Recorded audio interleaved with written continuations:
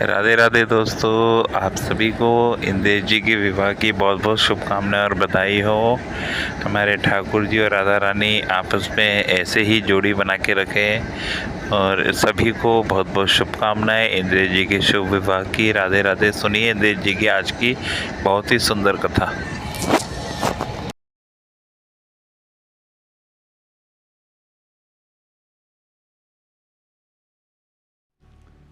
कि मीराबाई का जब ब्याह हुआ तो पहले तो मेड़ता में भीड़ लगती थी मीराबाई को देखने की। और भीड़ किनकी लगती थी? संतों की भीड़ लगती थी। जिन संतों को देखने के लिए दुनिया जाती है वे संतजन मीराबाई को देखने आते थे। तो जब मीराबाई का विवाह हो गया तो मेवाड़ में भीड़ होने लगी। तो एक दिन कुंवर भोजराज जिनसे विवाह हुआ वो खिड़की पे खड़े खड़े नीचे देख रहे थे राजभवन की। तो देखा इतनी असंख्य भीड़ संतों की लगी है और सब टकटकी लगा करके देख रहे। बोले हमें पता चलिए मीराबाई का कमरा यही है। वो इसी खिड़की से देखती हैं कभी कभी। तो जैसे ही मीराबाई खिड़की खोलती ना तो नीचे से सब संत आनंदित होकर के कहते जय हो जय हो जय हो जय हो, आनंदित हो गए। तो मीराबाई कान पकड़ती, ऊपर से दंडवत करती, सब संतों पर पुष्प वर्षा करती, ऊपर से आरती करती संतों की। तो कुंवर भोजराज सोचते कि पता नहीं चलता है कि मीरा इनकी पूजा करती है कि ये मीरा की पूजा करते हैं। एक दिन भोजराज गए और संतों से जाकर के ऐसे बीच में बैठ करके पूछने लगे एक बात बताइए, आप सब लोग संत हैं, विरक्त हैं, ज्ञानी हैं, महापुरुष हैं, आप सब लोग मीरा को देखने क्यों आते हैं? उसकी सुंदरता अच्छी लगती है, उसके नेत्र हैं, उसका स्वभाव मधुर है या उसका रंग गोरा है, क्या क्या आपको प्रिय लगता क्या है? तो संतों का उत्तर सुनकर के राजकुमार के नेत्र सजल हो गए। संत क्या बोले? बोले 10-10, 15-15, 20-20 साल तक भजन करने पर भी ठाकुर जी का ध्यान चित्त में नहीं आता। वो ठाकुर जी का ध्यान केवल मीराबाई को एक बार देखने मात्र से आ जाता है। 20-20 साल तक साधना करने पर भी जो ठाकुर जी का स्मरण चित्त में नहीं आता। हम मीराबाई को देख करके जैसे नेत्र बंद करते हैं तो नेत्रों के आगे ठाकुर जी ऐसे खड़े हो जाते हैं कि फिर हमको कहना पड़ता है कि ठाकुर जी अब चले जाओ, हमको और भी काम है। ये मीराबाई का स्वरूप है।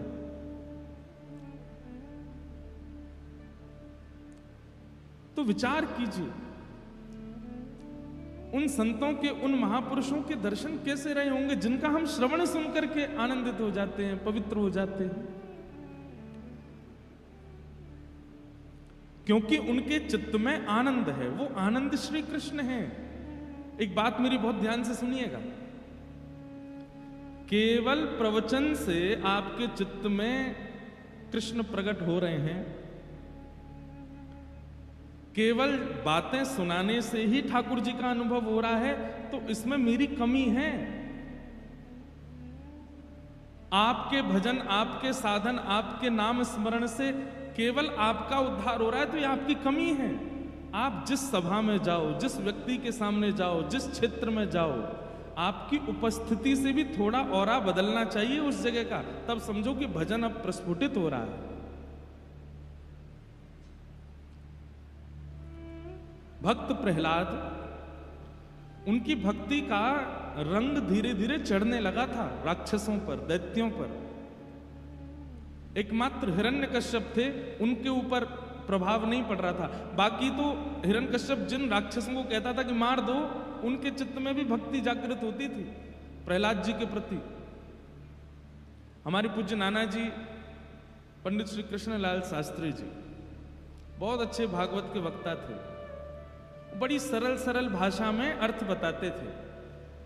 तो मुझसे एक दिन बोले लाला, प्रहलाद जी की भक्ति, प्रहलाद जी के संकीर्तन में सब आके कीर्तन करने लगे, सबके चित्त में भक्ति प्रकट होने लगी, लेकिन हिरण्यकश्यप पर उसका कोई प्रभाव नहीं पड़ा। मैंने कहा नाना जी क्यों नहीं पड़ा? और हमारे नाना जी बोलते बड़ी सहज भाषा में, बोले भैया स्विच ते करंट निकले तो जितने बल्ब ठीक होंगे वो जल जाएंगे, जो फ्यूज होगा वहां में कितनों करंट डालो वो जलेगा ही ना। समझ में आई बात? अगर बल्ब फ्यूज है, कितना भी करंट दे दो उसको, वो जलेगा नहीं, जल सकता। करंट आने पर बल्ब जल रहा है, इसका मतलब वो भीतर से फ्यूज नहीं है। ऐसे ही प्रहलाद जी जब कीर्तन करते तो राक्षस भी कीर्तन करने लगता है, लेकिन हिरण्यकश्यप नहीं करता था। क्यों? फ्यूज था। तो मैंने कहा नाना जी फ्यूज क्या है? बोले वैष्णव अपराध, भक्त अपराध जो कर देता है वो फ्यूज हो जाता है। फिर उसको कितना भी सत्संग सुनाओ, उसको कितनी भी कथा सुनाओ, उसको कितने भी संतों के दर्शन कराओ, उसका बल्ब जलता ही नहीं है। क्यों? फ्यूज पड़ा। इसलिए किसी चिकित्सक कौन है? गुरुदेव के पास जाकर के उसको अपने फ्यूज ठीक करवाने चाहिए, तभी करंट असर डालेगा। और इसमें दूसरी बात क्या है? आप नाम जप करते हैं, आप उर्दपुंड लगाते हैं, आप कथा सुनते हैं, लेकिन आप जब अन्य सभा में जाते हैं तो आपकी उपस्थिति से सामने वाले पर भक्ति का कोई प्रभाव नहीं होता, तो इसका मतलब आपके करंट में कमी है। आप जिस सभा में जाएं उस सभा में तनिक परिवर्तन होना चाहिए, तब समझो कि हमारी भक्ति। भैया देखो, एक मेरी बात सुनना।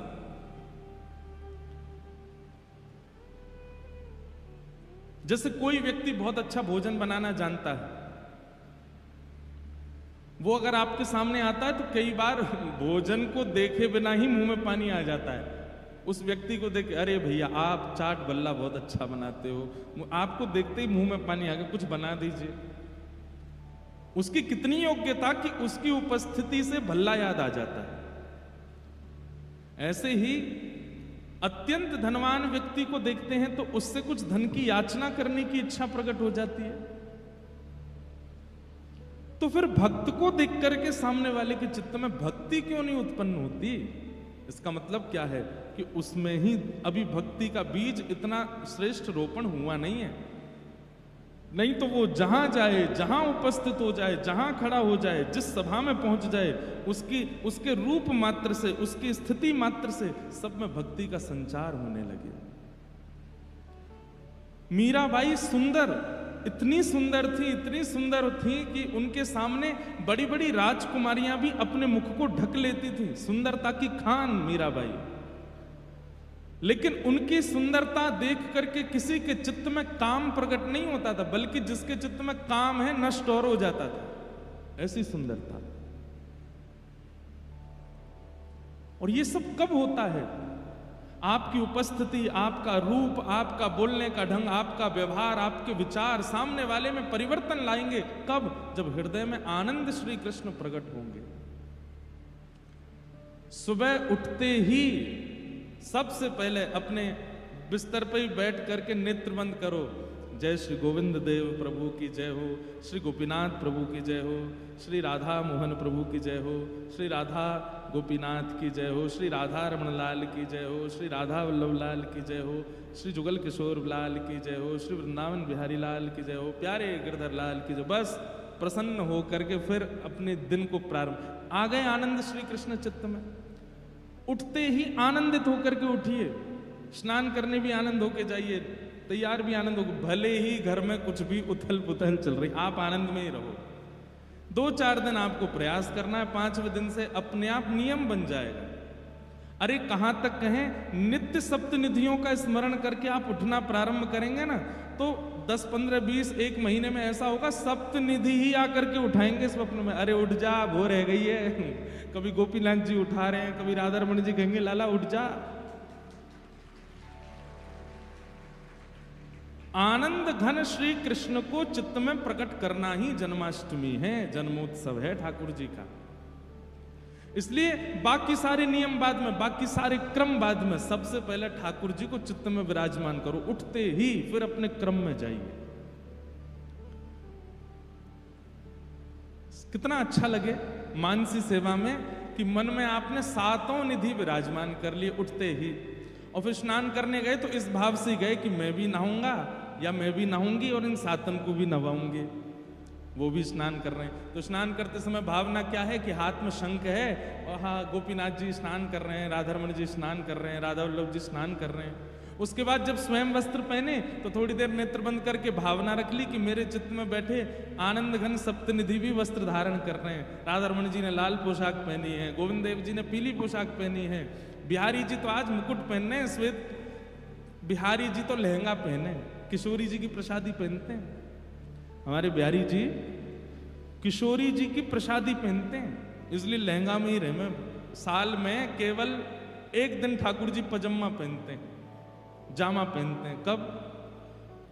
या तो कृष्ण जन्माष्टमी पर पहनते हैं या फिर अक्षय नवमी, अक्षय नवमी की अक्षय तृतीया, अक्षय तृतीया, हाँ अक्षय तृतीया को पहनते हैं। उस दिन चरण दर्शन होते हैं उनके, बाकी दिन तो चरण दुबके ही रहे हैं। तो ऐसे भावना कर लो, जब स्वयं के श्री धारण करो, स्वयं का तिलक धारण करो, तो मानसी में ये भी धारण कर लो कि श्री राधारमण जी का गौड़िया तिलक धारण करा दिया, बिहारी जी को हरिवंशी हरिदासी तिलक धारण करा दिया, श्री राधा वल्लभ लाल जी की पत्रावली कर दी है, गोविंद देव जी की पत्रावली कर दी है। ऐसे भाव कर लो, आ गए आनंद घन श्री कृष्ण चित्त में।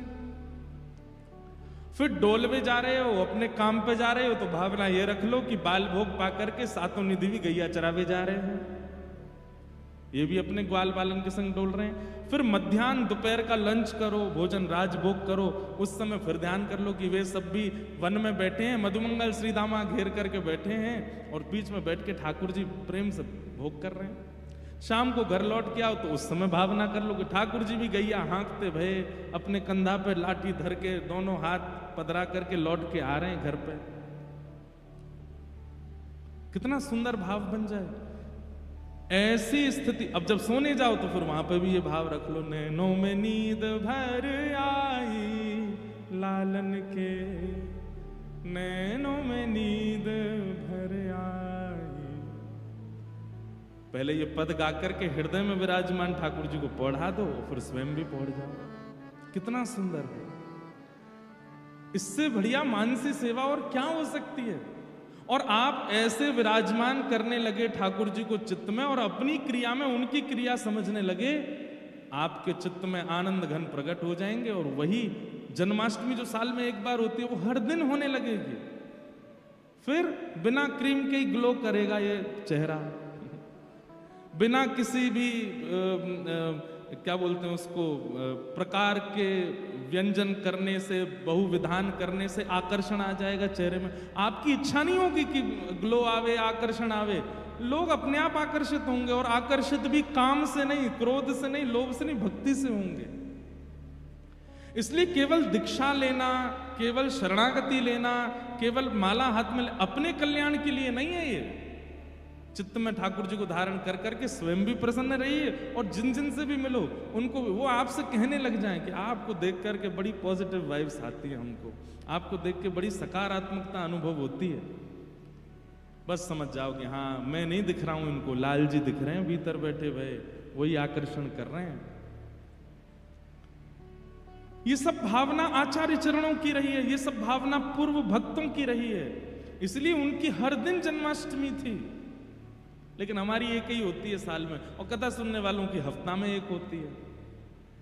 पर हर दिन कृष्ण को प्रकट करो चित्त में, हर दिन निकलिए, हर दिन जन्माष्टमी की तरह उत्साह में रहिए। आप लोग जब हम कोई पद गाते हैं इतना नाचते हैं, इतना आनंद लेते हैं, जैसा आनंद यहां हो रहा है वैसा आनंद पूरे जीवन में हो जाए, तब मानिए कि अब भक्ति के पथ पर हैं हम।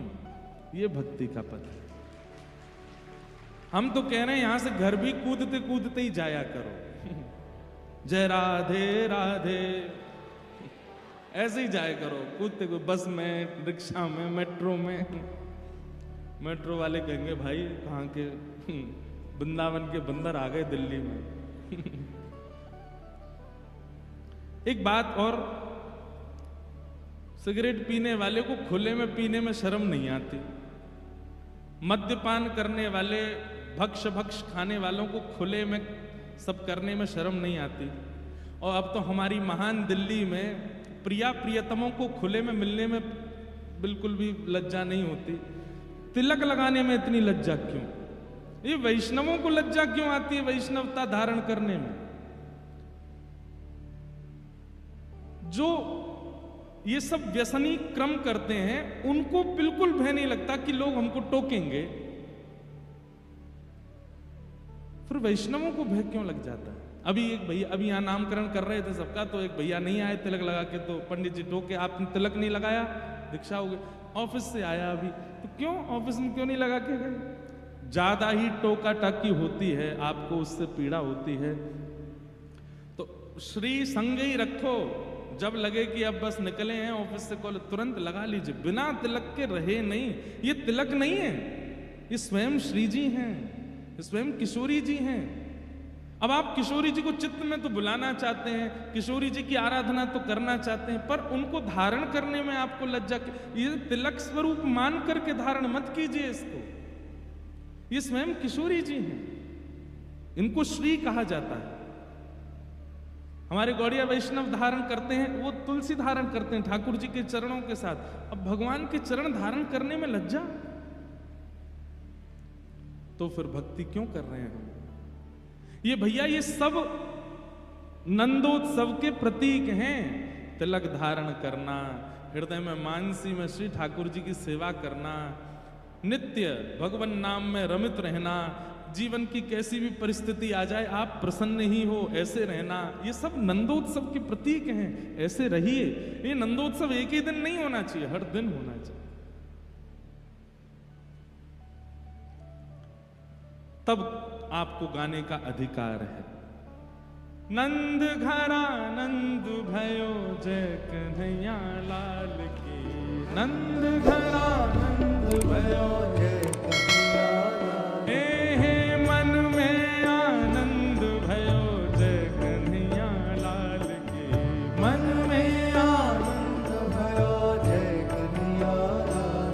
ओ जय कन्हैया लाल की, जय कन्हैया लाल की, जय कन्हैया लाल की, जय कन्हैया लाल की, जय कन्हैया लाल की, जय यशोदा लाल की, जय कन्हैया लाल की, जय यशोदा लाल। हे हा हो नंद घरा नंद भयो जय कन्हैया लाल की, नंद घरा नंद भयो जय कन्हैया लाल की। कितना अच्छा लगे ऑफिस जाने से पहले माताजी पिताजी को बीच घर के आंगन में खड़ा करके हाथ पकड़ के घूम रहे हैं और गाते हुए जा रहे हैं।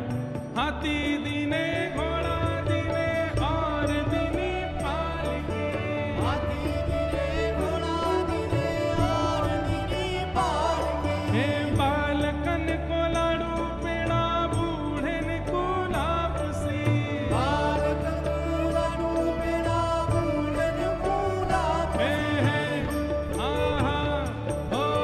नंद घरा नंद भयो जय कन्हैया लाल, नंद घरा नंद भयो जय कन्हैया लाल। हे नंद घरा नंद भयो जय कन्हैया लाल की, ओ नंद घरा नंद भयो जय कन्हैया लाल। हे राधा रमण लाल की, श्री राधा वल्लभ लाल की, राधा रमण लाल की, श्री राधा वल्लभ लाल की, हे राधा रमण लाल की, राधा वल्लभ लाल की, राधा रमण लाल की, श्री राधा वल्लभ लाल की, हे कुंज बिहारी लाल की, श्री गिरधर गोपाल की, कुंज बिहारी लाल की, श्री गिरधर गोपाल की, हे कुंज बिहारी लाल की, श्री गिरधर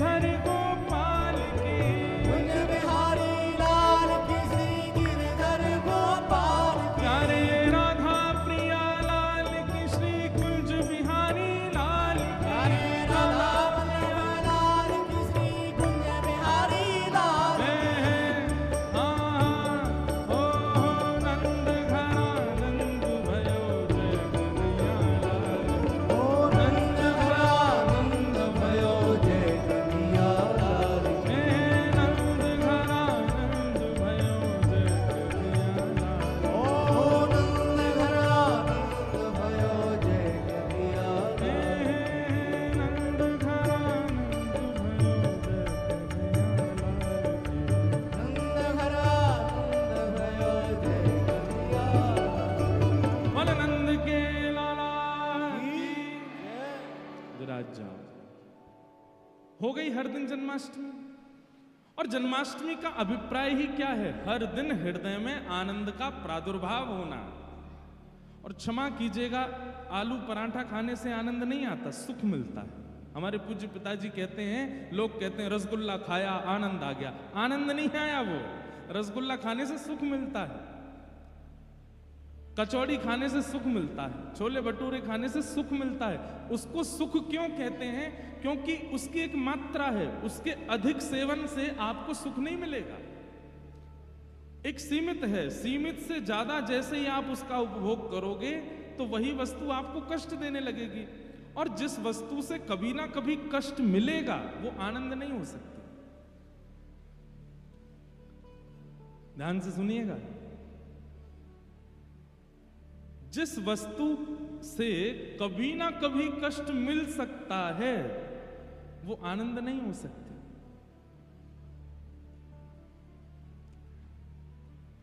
बुरा नहीं मानिएगा, माता पिता जब उनका ब्याह हो जाता है तो उनकी बड़ी इच्छा होती है कि एक संतान हमारे घर में हो। जब संतान हो जाती है इतने खुश होते हैं माता पिता, इतने प्रसन्न होते हैं। श्री जी की कृपा से हमारे घर लाला भयो, लाली भाई जो भी, धीरे धीरे वो बड़ा होने लगता है। जैसे ही घुटनों पर चलने लगता है, जैसे उसके 2 दांत निकल जाते हैं, हाथ पांव निकलने लगते हैं, फिर वो निकल के भागता है। और फिर तोड़ फोड़ मचा, पूरे घर पे ड्राइंग बना दी, कहीं डायनासोर बने हैं, कहीं नाग बने हैं, कहीं कुछ भूत बने हैं। कई बालक तो इतने निपुण होते हैं कि इतने भयानक भूत तो पिक्चर वाले नहीं बनाते जितने वो बना देते हैं। और कई बालक वो कथा में आते हैं, वो मुझे और बना के लाते हैं। एक दो तो ऐसे आते हैं कि मैं खुद को देख, जब मैं बहुत कभी कभी थक जाता हूँ, हम निराश नहीं होते, हम हताश नहीं होते, हम थकते हैं क्योंकि इतना भागते हैं दिन भर। जब बिल्कुल ऐसे होता है कि क्या करें, बहुत थक गए, तो अपने वो चित्र देखता हूँ, वाह कितने बढ़िया लग रहे हैं। तो जब बालक इतने उद्यमी हो जाते हैं ना, कभी कभी वो माताएं पिता सिर पकड़ लेते हैं, भाई इससे बढ़िया तो बिना इसके ही थे, काय को आ गया जीवन में। ठीक है, थोड़ी देर के लिए बोलते तो हैं कम से कम। संसार में कोई भी वस्तु अधिक समय तक सुख नहीं दे सकती। किसी भी वस्तु का अति भोग जैसे ही आप करोगे, अति भोग, अति सेवन, वो कष्ट देगा। लेकिन ठाकुर जी की संबंधी भी किसी भी वस्तु का भी अति सेवन कष्ट नहीं दे सकता। कई लोग मुझे लिख के देते हैं, महाराज जी आप कथा में ये मत बोला कीजिए कि 4 दिन हो गए कथा को, क्योंकि हमें फिर पता चलता है 3 दिन रह गए, वो इतने कष्टदायी लगता है कि अब 3 ही दिन रह गए। अब पीड़ा की पराका, कईयों को नहीं हो रहा होगा, कईयों को कोई फर्क नहीं पड़ रहा है, ठीक है यार बोलते रहते हैं, हम तो केवल आमंत्रण पे आए, हमारे परिवार वालों ने बुलाया तो आ गए, हमको क्या, तुम आज जाओ कल चले जाओ। पर कईयों की स्थिति, और हम बता दें कि परसों कथा पूरी होनी है और उसके बाद 2 साल तो दिल्ली में कथा नहीं है। कितनी पीड़ादायी लगती है ये बात, आपको भी लगती है, हमें भी लगती है कि इतने वैष्णव, जबकि हमारी तो कथा है ही है सब जगह, पर लगता है, हृदय में चुभता है। हमारे गिरधर लाल जी का उत्सव होता है, हर साल होता है, लेकिन उत्सव का विश्राम दिवस, जबकि इतने थके होते हैं 7 दिन के, लेकिन विश्राम दिवस पर लगता अब 1 साल बाद उत्सव होगा।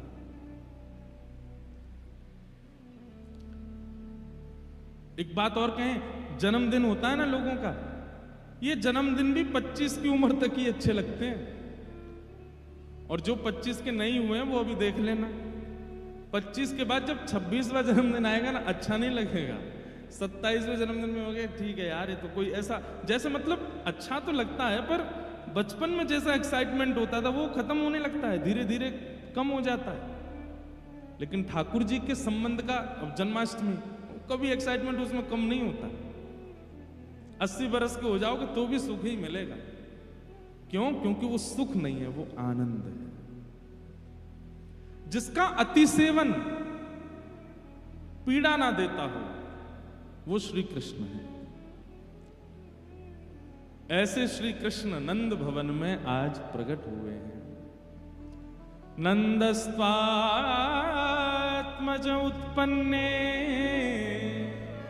जाता ह्लादो महामना आहूय विप्रान् वेदज्ञान स्नातः सुचिरलंकृतः वाचयित्वा स्वस्तेनं जातकर्मात्मजस्य वै कारयामास विधिवत् पितृदेवार्चनं तथा। नंद जी के घर लाला भयो है। और कैसो लाला भयो है, अब सोचिए, सुनिएगा ये ब्रज की लीला। ब्रजवासियों ने, एक तो होता है कि आपने बालक का दर्शन किया, बालक को देख लिया और उसकी सुंदरता देख करके आप आनंदित हो गए।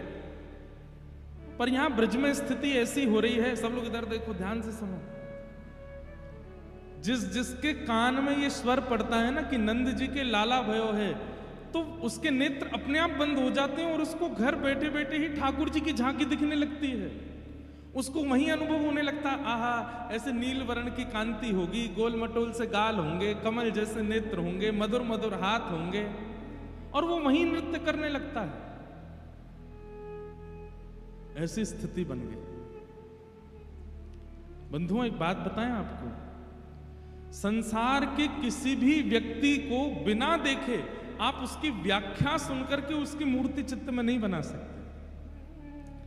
एकमात्र श्री कृष्ण हैं जिनकी व्याख्या उनकी प्रतिमा को प्रकट कर देती है, जिनकी व्याख्या, जिनका कथन उनके रूप का लावण्य प्रकट कर देता है। एकमात्र कृष्ण ही है। और ये अनुभव करके देख लीजिएगा, कोई घर में विवाह का संबंध आवे, आप बिना फोटो देके पूछो लड़का कैसा है, उसके ऐसे सुनहरे बाल हैं, 6 फीट की हाइट है, ऐसे उसके हाथ हैं, ऐसे उसके पैर हैं, आप स्वरूप बना ही नहीं पाओगे। लेकिन आपने श्री कृष्ण को नहीं देखा है और कोई व्याख्या कर दे, व्याख्या सुनते ही आपके चित्त में अपने आप स्वरूप प्रकट होने लगेगा। ये क्वालिटी केवल श्री कृष्ण की और किसी में नहीं है। वंशी विभूषित करा नवनीरदाभा पीतांबरारुण बिंब फलाधरोष्ठा पूर्णेन्दु सुंदर मुखारविंद नेत्रा कृष्णात् परम किमपि तत्त्वमहं न जाने। वंशी विभूषित करा, बोले कैसे हैं श्री कृष्ण, जिनके कर में यानी कि हाथ में वंशी विभूषित होती है, सुशोभित होती है, पीतांबर धारण करते हैं, नवनील दाभात, उनका श्रीअंग कैसा है, बोले जैसे कोई नीला गहरा पानी हो ऐसा रंग है ठाकुर जी का। उसके ऊपर पीतांबरी पहनते हैं, और ठाकुर जी की पीतांबरी कैसी है, हमारे श्री ठाकुर जी पीले वस्त्र पहनते हैं, लेकिन पीले भी झीने पहनते हैं। ध्यान से सुनिएगा, शीतकाल में ठाकुर जी सर्दियों में मोटे कपड़े पहनते हैं, पर ग्रीष्म काल में ठाकुर जी झीने वस्त्र पहनते हैं। झीने मतलब कि भीतर की जो श्याम वर्ण कांति है वो बाहर दिखती है ठाकुर जी की, ऐसे वस्त्र पहनते हैं।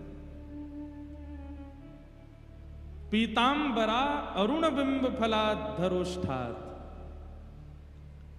उनका मुखमंडल कैसा है, बोले एक कमल की जैसी आकृति मुखमंडल, सब कमल जैसा ही है ठाकुर जी का। अद्भुत सुंदर ठाकुर जी के ओष्ठ हैं। ठाकुर जी के होठ कैसे हैं, जैसे एक धनुष की आकृति होती है ना, सुंदर धनुष की आकृति, बीच से ये जाते हैं ऐसे, और फिर नीचे से जो उसका जो प्रत्यंचा होती है उसको थोड़ा सा खींचा जाए तो ठाकुर जी के होठ प्रकट हो जाएंगे, ऐसे होठ है।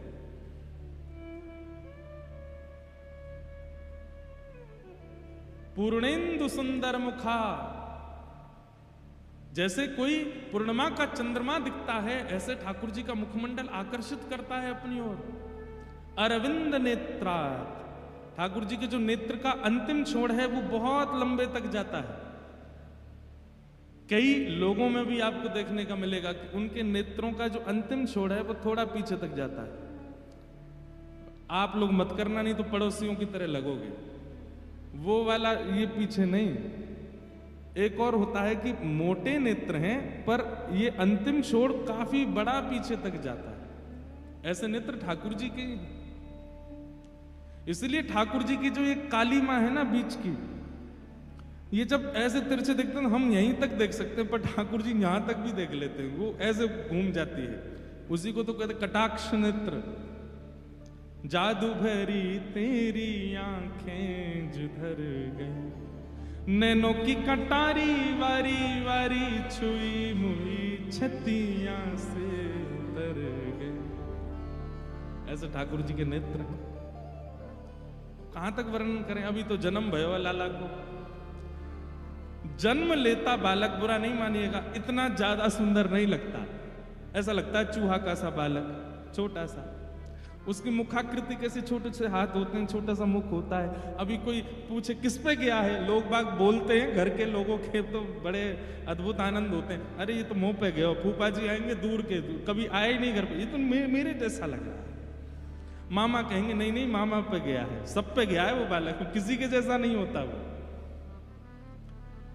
लेकिन जन्मजात बालक इतना आकर्षक होता है, ठीक है, उसके प्रति ममत्व बोलता है।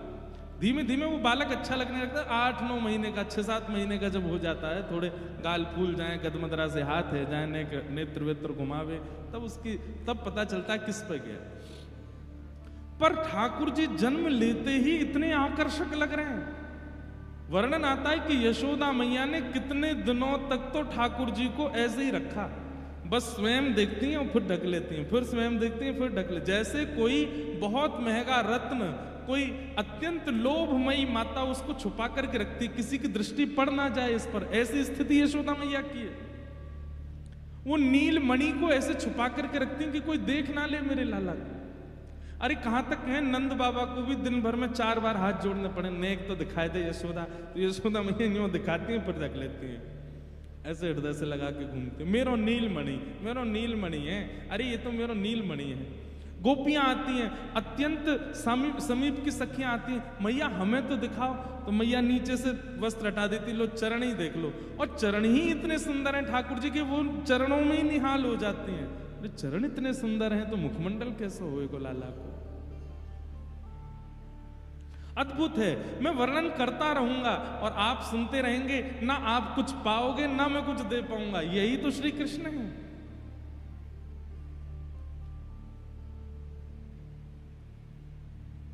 ब्राह्मणों ने जाकर के स्वस्ति वाचन किया, ठाकुर जी को आशीष प्रदान किया। सब ब्रजवासी बड़े आनंद में नाच रहे हैं, निमग्न हो रहे हैं। 6 महीने तक नंदोत्सव ऐसे चलता रहा जैसे रात भर ही चला हो। 6 महीने ऐसे व्यतीत हो गए जैसे एक रात्रि निकल के गई हो।